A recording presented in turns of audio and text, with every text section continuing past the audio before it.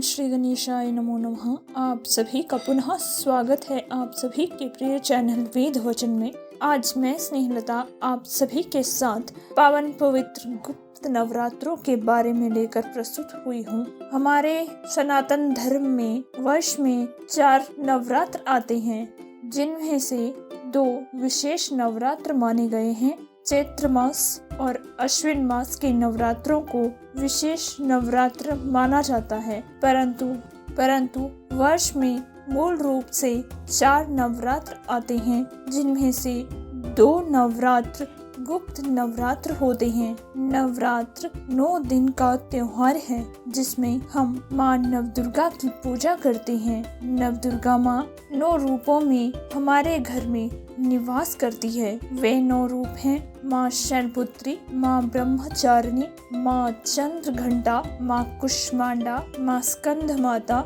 माँ कात्यायनी, माँ कालरात्रि, माँ महागौरी, माँ सिद्धिदात्री।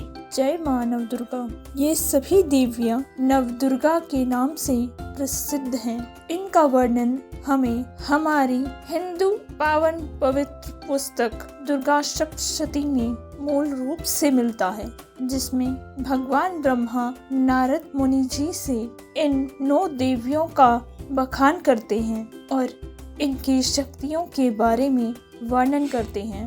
ये माँ नवदुर्गा भक्तों को सब तरह के सुख, संपत्ति, वैभव सब कुछ देने में पूर्णतः समर्थ हैं। एक गुप्त नवरात्र आषाढ़ मास में आते हैं। तो नवरात्र आषाढ़ मास के पावन गुप्त नवरात्र 19 जून से प्रारंभ हो रहे हैं और 27 जून को पूर्ण रूप से नवमी के साथ पूर्ण होंगे।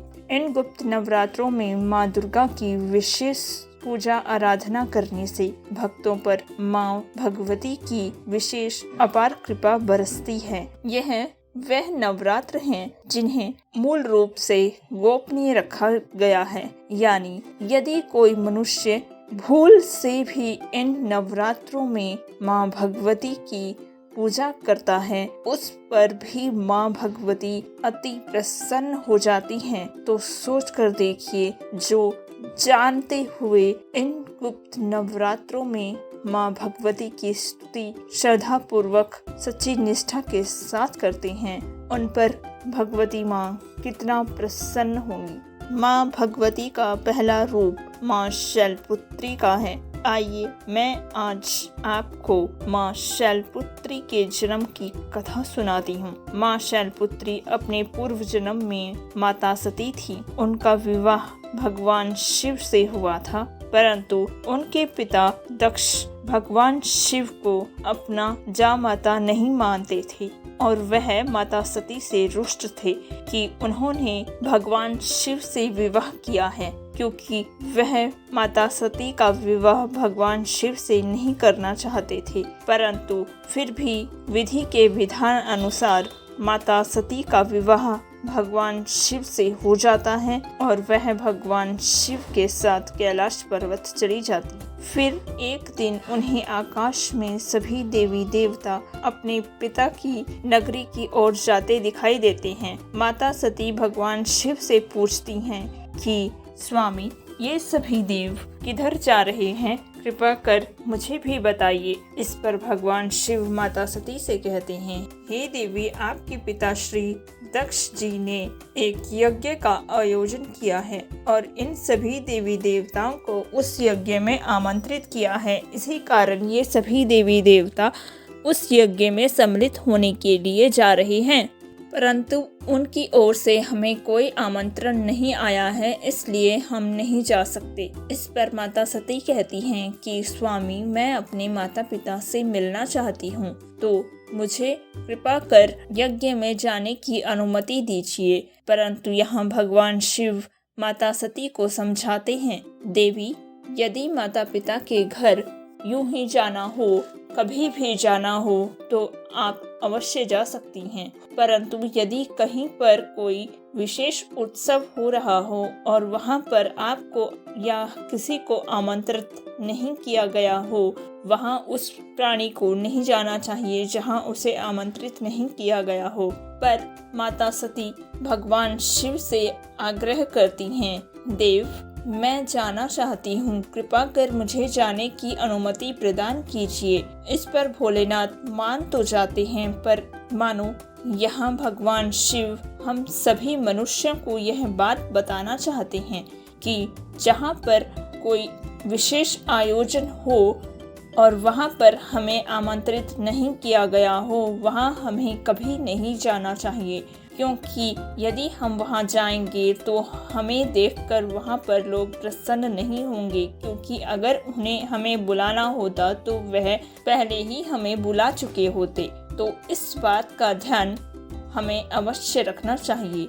देखिए, हमारे शास्त्र हमें हर प्रकार की विद्या स्वयं प्रदान करते हैं, तो हमें अपने शास्त्रों का अध्ययन करते रहना चाहिए।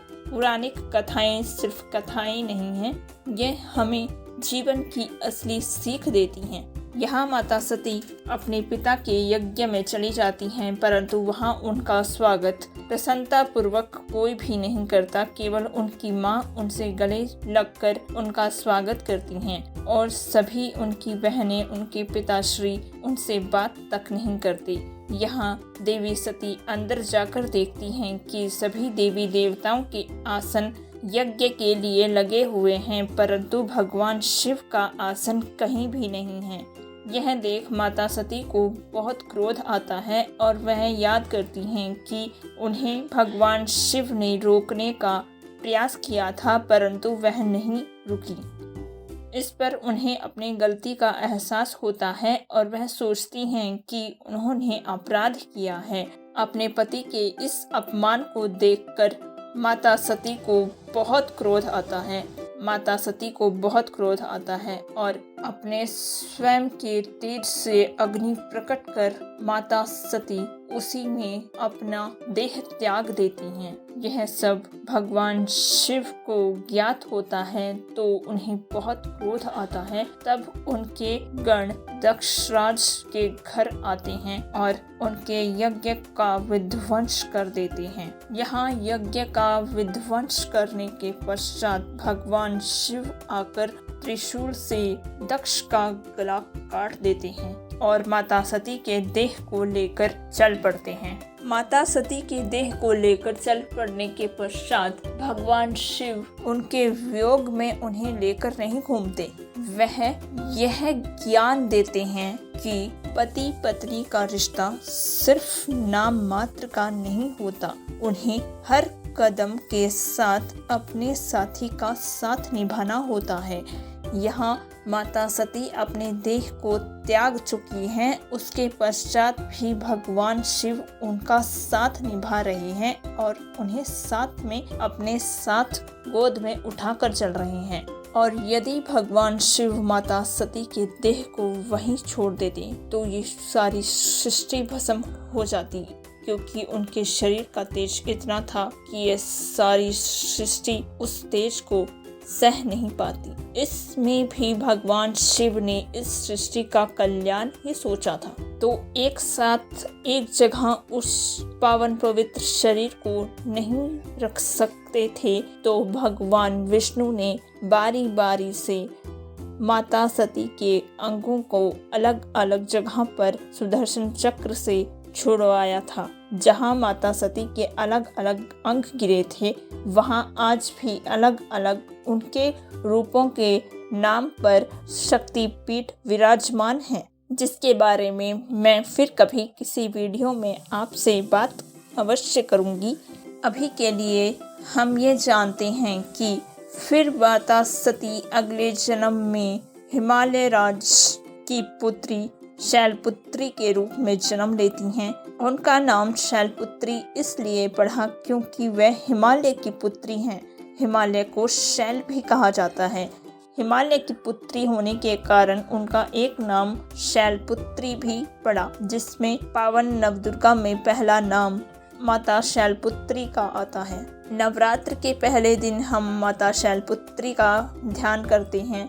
माता शैलपुत्री बैल पर सवार हैं, श्वेत रंग के वस्त्र धारण किए हुए अपने भक्तों को आशीर्वाद की मुद्रा में आशीर्वाद देते हुए अपने पावन मुख पर प्यारी सी मुस्कान रखी हुई माँ शैलपुत्री के रूप को हम नमन करते हैं, बारंबार प्रणाम करते हैं। यह है पावन नवदुर्गा में से पहली माँ शैलपुत्री की कथा का वर्णन। तो मैंने आज आप सभी को श्री माता शैलपुत्री की पावन कथा कह सुनाई। आशा है आप सभी को ये पावन माता शैलपुत्री की कथा पसंद आई हो और आप गुप्त नवरात्रों में पूजा का लाभ उठाना कतई न भूलें। भगवती माँ अपने बच्चों पर नजरें डाले हुई है, उनका आशीर्वाद बरस रहा है। कृपया उसे अपनी झोली में संजोने का पूर्ण प्रयास करें। आशा है आप सभी को यह वीडियो पसंद आई हो। आप सभी को पावन पवित्र गुप्त नवरात्रों की हार्दिक शुभकामनाएं। विशेष रूप से प्रथम गुप्त नवरात्र की आप सभी को हार्दिक शुभकामनाएं। जय माँ शैलपुत्री। माँ शैलपुत्री, माँ नवदुर्गा आप सभी की सभी मनोकामनाएं शीघ्र अतिशीघ्र पूर्ण करें। आप सभी का दिन मंगलमय हो। जय माँ जगदम्बा। सत्य सनातन धर्म की जय।